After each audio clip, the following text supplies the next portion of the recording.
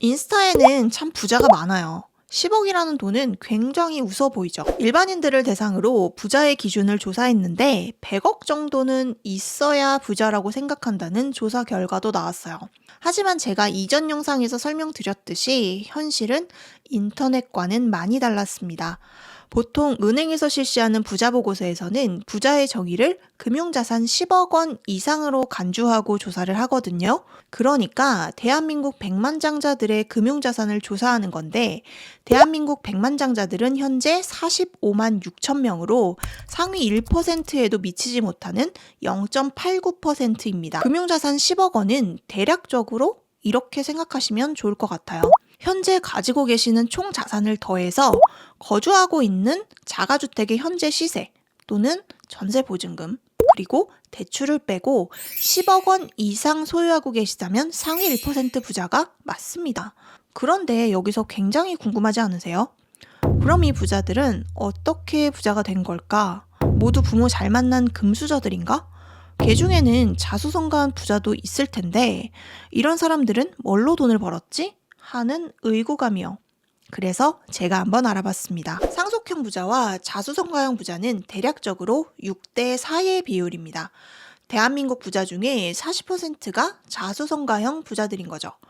자수성가형 부자들의 직업을 조사해 보니까 자영업이 가장 많았고 의료법조계 전문직, 기업 경영자, 기업체 임원 순이었습니다.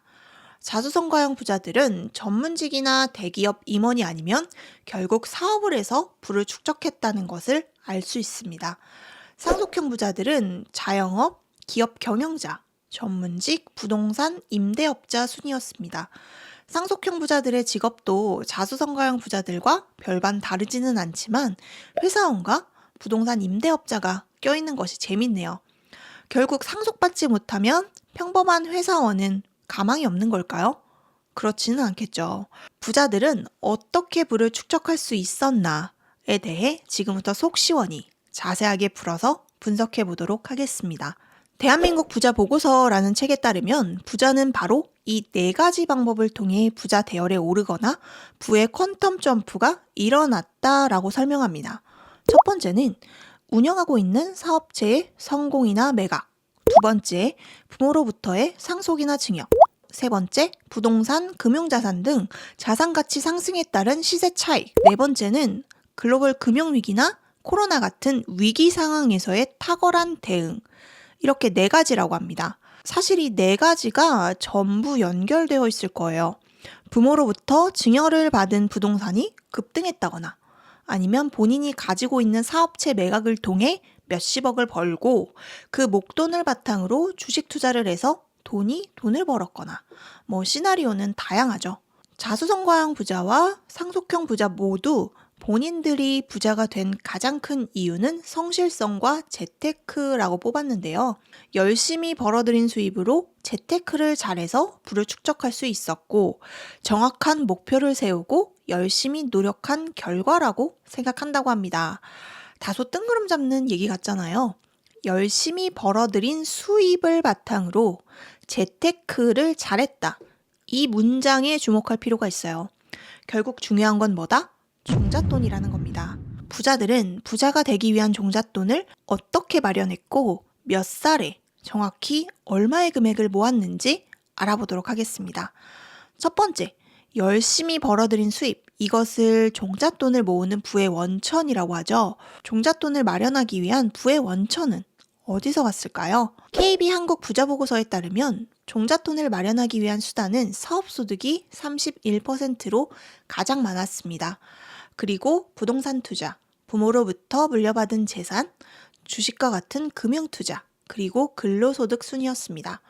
부모로부터 물려받은 것은 생각보다 적은 20%였습니다. 이는 다음과 같이 분석할 수 있는데요. 사업으로 큰 돈을 벌어서 이를 재테크 수단으로 활용한 부자들이 가장 많았다는 겁니다.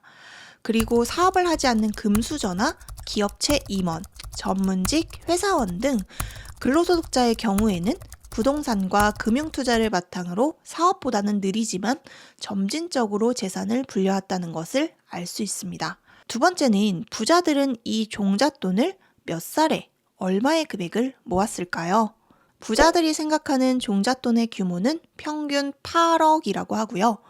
부자에게 인터뷰했을 때 이 종잣돈을 마련한 평균 나이가 42세라고 합니다. 대한민국 부자 중에 30% 이상이 사업을 통한 수익을 열심히 재테크해서 40대 초반까지 8억을 벌었다는 거예요. 부자들에게 저런 목돈의 종잣돈을 어떻게 40대 초반에 마련할 수 있었나?